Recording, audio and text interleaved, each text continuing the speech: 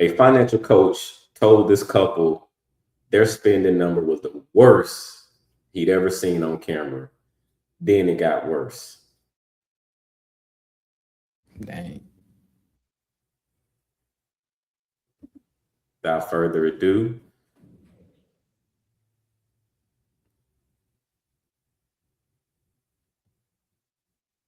Don't want a big house, don't want a fancy car, just want the debt gone.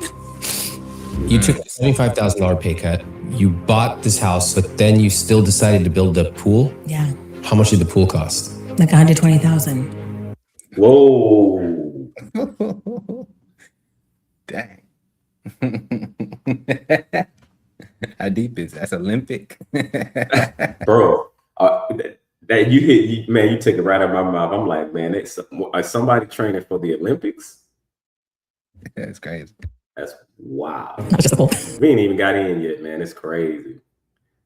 Let's continue. Where does the money come from for all of these things? Everything goes on a credit card. Did you run math? Wow, it got extremely silent in here. What is this number? 179%. Which I believe may be the highest fixed cost number I've ever seen. Oh no. You are drowning. Yeah. I think in my head, if we don't buy a house again, we won't get into that situation. But you will. I just feel like we failed. The question that should consume you is, how did we get here? And what's going to stop us from getting right back in here? And I'm not hearing much of that. It is just a matter of time until you run out of money. The clock is ticking. What happens when you build your entire life around an income that suddenly disappears? Today I'm speaking with Melissa and Taryn. They're in their 40s. They live in. So I think that's enough. We can. You want to watch it and react to it? I already got some thoughts. Shoot, already. Yeah. So I'll round out a little bit more of the story. So they're both clearly they're both 45. Melissa and Taryn, a married couple in their 40s, raised 5 kids in Los Angeles, which is interesting, to say the least. Because I only see 2 females on the screen.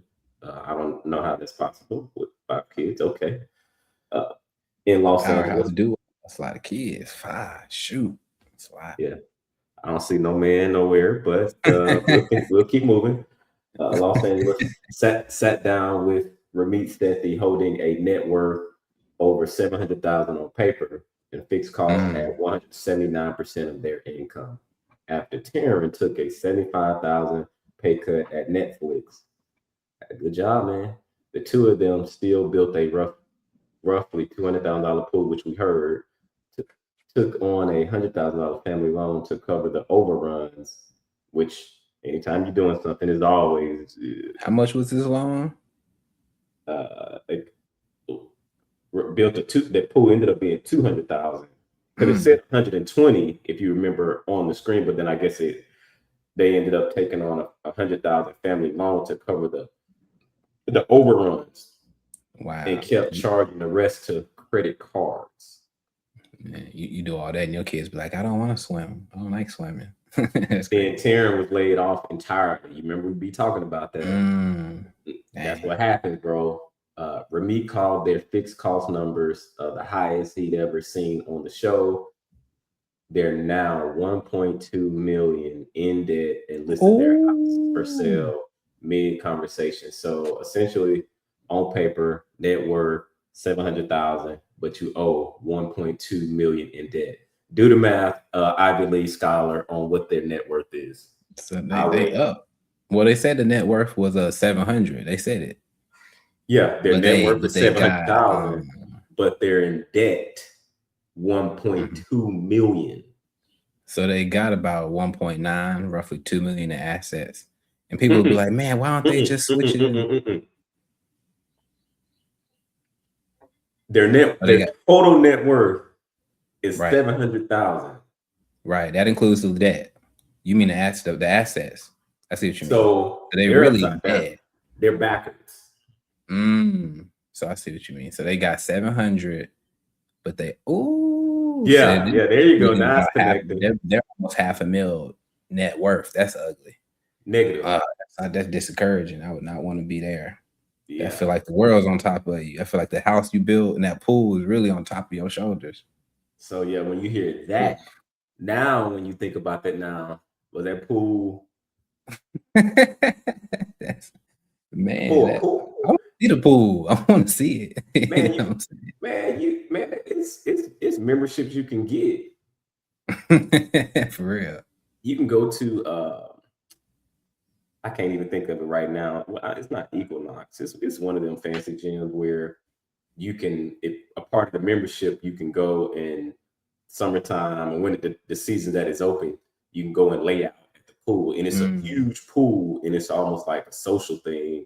And even if you don't have a membership at the club, Lifetime Fitness, there you go. You can pay for day passes to go there and hang out at the pool. I mean, it's really nice and it's real nice.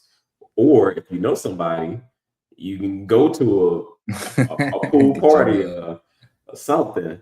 But go to a hotel. Man, that's crazy. For a day. Do something and you get to go home and not have to worry about the maintenance. What's the bill looking like? What's that water bill? Ooh. Yeah. So and actually I'm thinking now that I'm thinking about it, I think I was off. They're not negative 500, so they just have $700,000 net worth, but they still have 1.2 million in debt. So basically that's a lot of debt. Like that. Yeah, so 1.2 million in debt. So it's 700K positive, but it's still 1.2 million in debt. And so essentially what that's telling me is that is proof that the number people brag about isn't the number that protects you. Especially if a lot of it is like just bad debt, just bad debt. Man, that's real. So it's a lot of bad decisions. Now, let me ask you, because you older, so you've had debt and you've seen people accumulate debt. You've seen what people use it to purchase, like cars and stuff. Because some of our viewers might be like, man, well, okay, so what? They got money. Why don't they just get rid of that debt, go cash it in or do whatever, and then just still they got their jobs, whatever, live life? No. Why is that not that easy? One of them lost the job. So you already got that.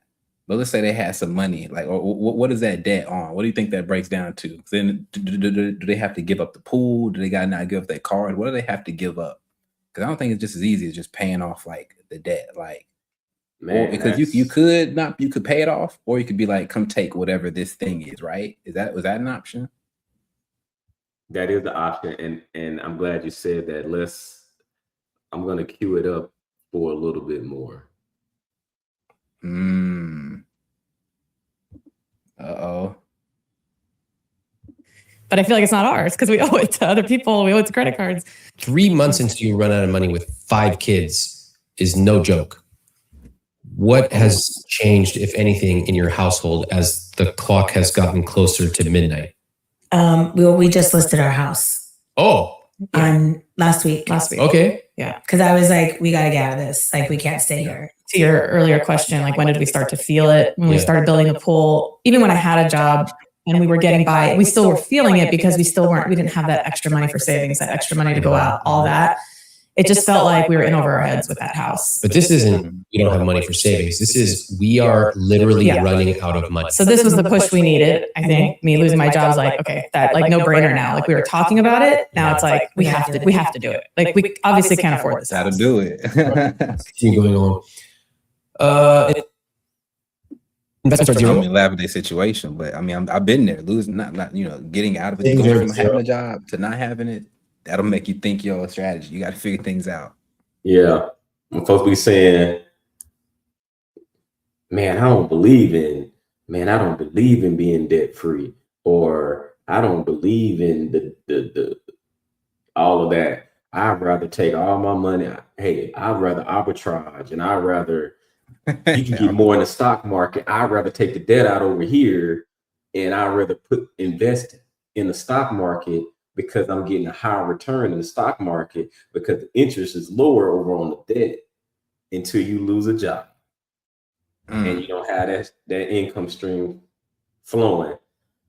And that's if you was even being conservative. But then if you were being aggressive and you lose that job, you find yourself in this situation. But to answer your question, she answered your question.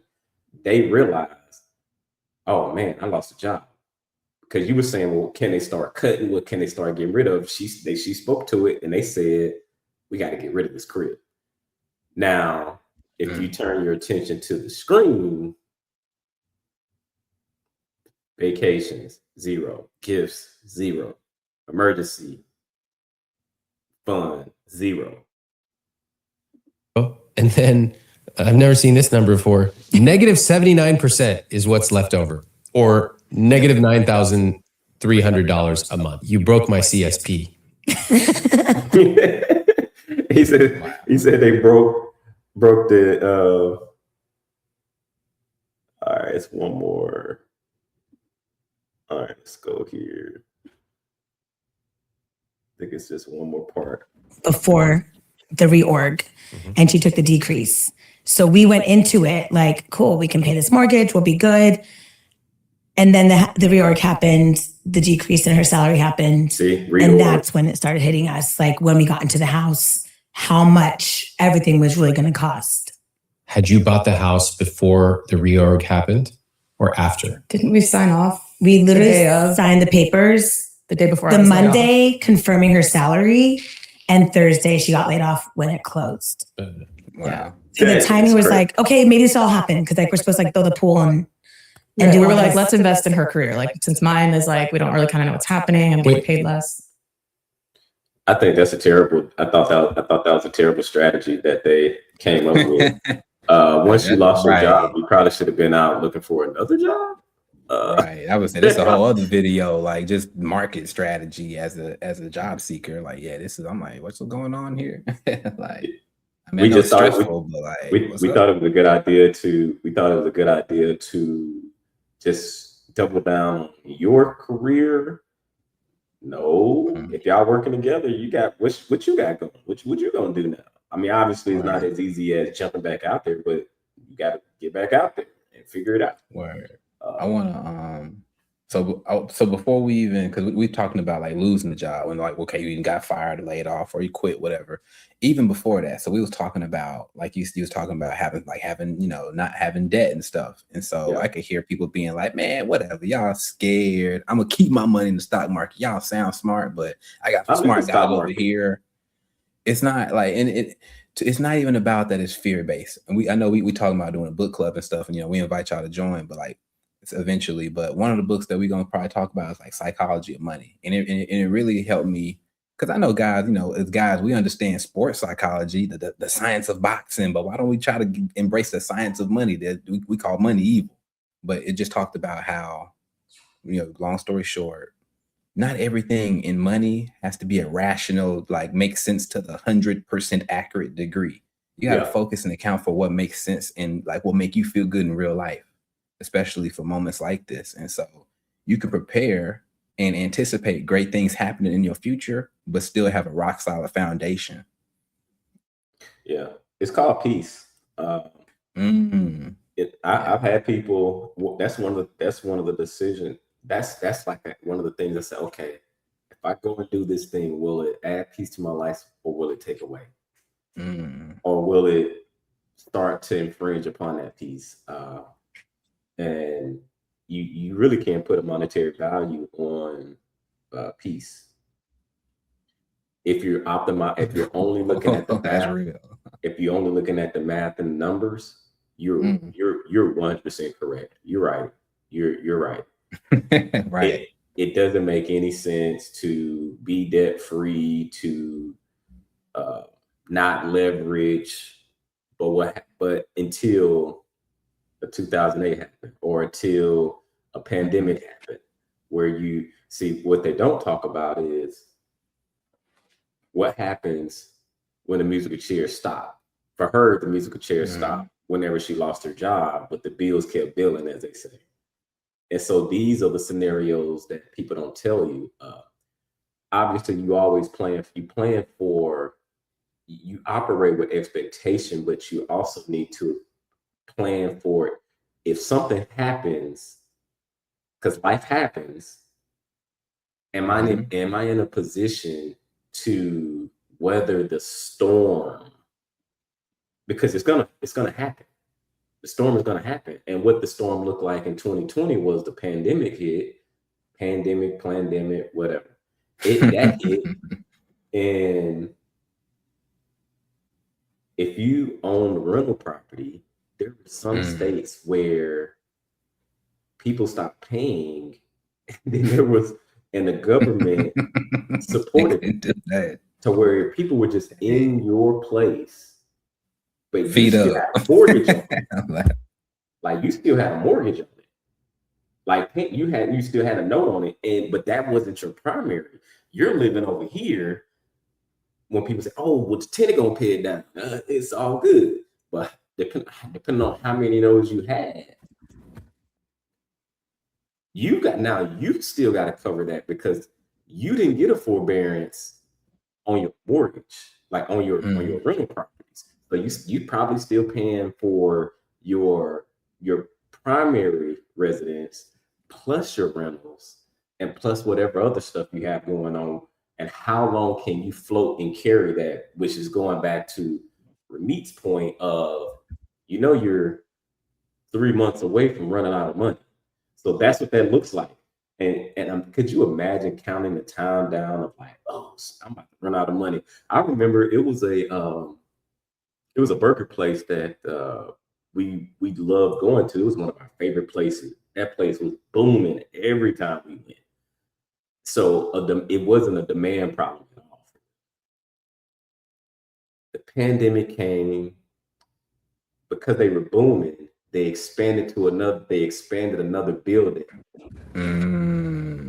But then you remember everything got locked down and all of that. Right. And guess what? Went out of business. And it was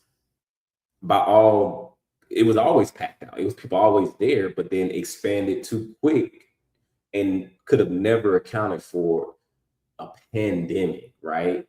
So some things are just kind of like, I don't want to say dumb luck, but things happen. And so you have to always be planning for the thing that could happen. That don't mean you operate in fear, but you really have to be thinking, operate with expectation, but also plan for like the worst case scenario too. And that's what they call emergency fund. That's what that's called, and then just being somewhat mindful of the debt that you're taking on. And of course, the people that have rental property, there's no way they could have known that. But at the same time, guess what? I had a 4-unit building during the pandemic that I was getting renovated. And then when everything slowed down, luckily we made good money to where we can float things as we was renovating it, and all of that. But man, that was a crazy time. So not only this isn't theory, this is like direct experience where I'm like, oh, that's what Mr. Ramsey talking about. These type of scenarios come up, then it hit a little bit different. And it turns into like a real scenario versus someone's talking to you about a theoretical, because it's something about life experience plus what the math says. And so what the math is not telling you and what you don't have a mathematical formula for is over leveraging yourself in debt, but then also being able to measure what the piece part of it is. Like, are you gonna mess around and get yourself sick because you're in so much stress because of debt and being in financial stress? Like, it's not a good feeling. Everybody probably have their different stories, but when that pressure of finances on you, man, like it's hard to think, it's hard to be creative. It's like it's tough. Everybody's threshold is different. Man, I don't wish that on nobody, man. Whew. Man, even if they deserved it because of the bad decision, I know it sucks. Like it sucks.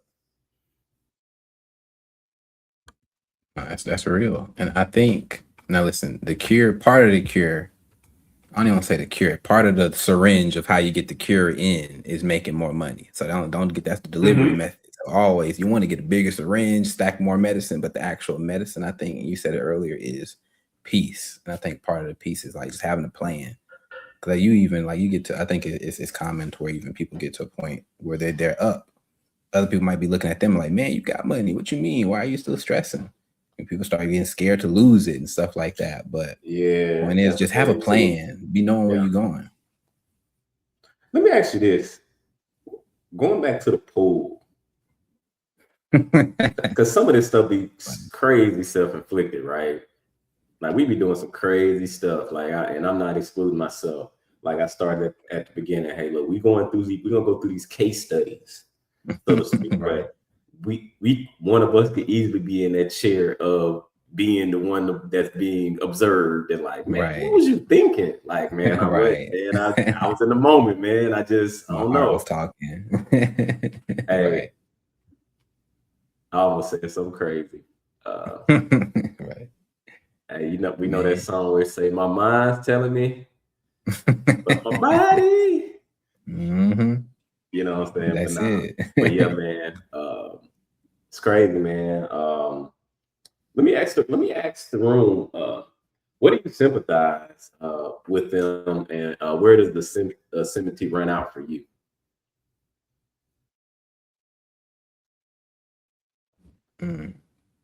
What about you? Answer that question.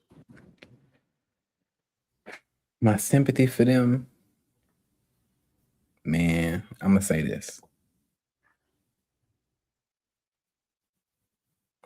Life is hard, especially you get to that age, your 40s, and you said they got 5 kids. That's either maybe one of hopefully some grown by this point, but you got 5 kids, at least 2, 3, or 4 college funds to be worrying about. We just saw in the last case one guy stealing money out of his kid's bank account. And so I don't know, it's funny. We think that being competent and smart is going to save us from everything. We think that, okay, because we're good enough to make the money, then I think you mentioned this earlier, like having that attitude of we'll get to it later.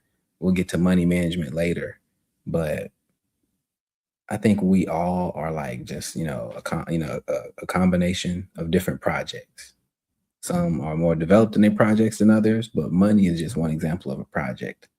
So they got the competence. Whoever the Netflix job, that's ill. But what is your competence in financial literacy, keeping money? You know what I'm saying? And so it's easy. That's one of them skills that's easy to hide when the competence is high and the money making skill is up. But yeah, that's what I'm saying. I That's get covering up dumb. Like you can cover up some dumb decisions because you have a big shovel, as they say. For sure. But where I would say I'm sympathetic at is that because it's easy to beat up on them and be like, man, why did you?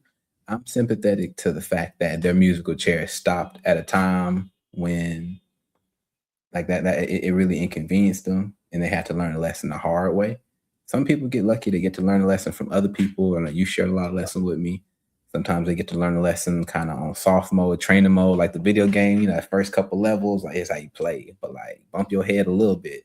They had to jump off the deep end, it seems like. And I don't want to say they had to. Yeah. But sometimes you don't know stuff until it's too late, dang near. But just like I heard someone say, like, just like in the courtroom, like ignorance of the law does not mean we about to excuse you and let you go about your way. You still got to take your time. Man. So what financial principle got violated the moment they broke ground on the pool? The minute the ink got dry, I would say there's no way in heck. And then they showed the video, like they didn't have no savings, they didn't have no nothing real. So this is something interesting, because we were talking about it earlier. I think I brought up net worth, and yes, net worth is a good thing to chase, but at the end of the day, it's just another number. This could be an example of, okay, what does your net worth consist of, though? Are there any emergency funds in it, or is it just all pool and house? And you're gonna have to eventually come up off of that. I don't know if you probably don't know if you watch Boondocks when they had to come get Thugnificent out that house across the street, that little rapper. But that's just an example. That's a funny example. But Do you what is like so what are you building? Or are you just running and running, or are you planning your life out and like planning out the next year? Because it's not about being perfect. It's not about being real. But I say a financial principle is at least know where you're going. You know what I'm saying? Know where you're going. I don't think they knew where they was going when they signed for that pool. I think they're just saying, screw it, it feels good. We want to swim. Who cares about next year? We'll figure it out later. We'll figure it Mm. out later. That's what happens. In their case, it was a pool. In other cases, it's maybe you bought a Porsche, and it was the cost of the value of the Porsche was equivalent to what you earn a year. People Mm. do that. So hey, some people say, why would you buy a pool? That doesn't make any sense. That's expensive. But then in the same breath, you to purchase $100,000 vehicle and you make $100,000. It's like that number that doesn't make sense. Let me ask you this: what system, a shared budget review, a spending cap, a second opinion, what would have caught this before it hit 179%? Man, that's you say what system or like what would have helped them catch this before it got this bad? Yep. I'm gonna start, I could get real techie. Before I even get techie, I just would say as a couple, like just relationship wise, period. Just having check-ins.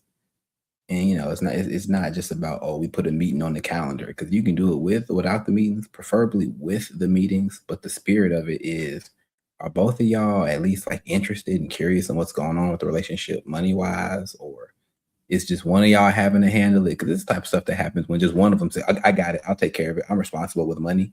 The person says, okay, great, I'm busy with these other domains of life, I'll let you handle it. And then the other person got all this stress and weight of managing a relationship. It's just like I said, check in and do it as a couple, do it together. And then in terms of the technology and systems, that's easy. That's, I'm saying, you can AI, whatever. But first, y'all got to be on the same page. You're on the same page first. Yeah.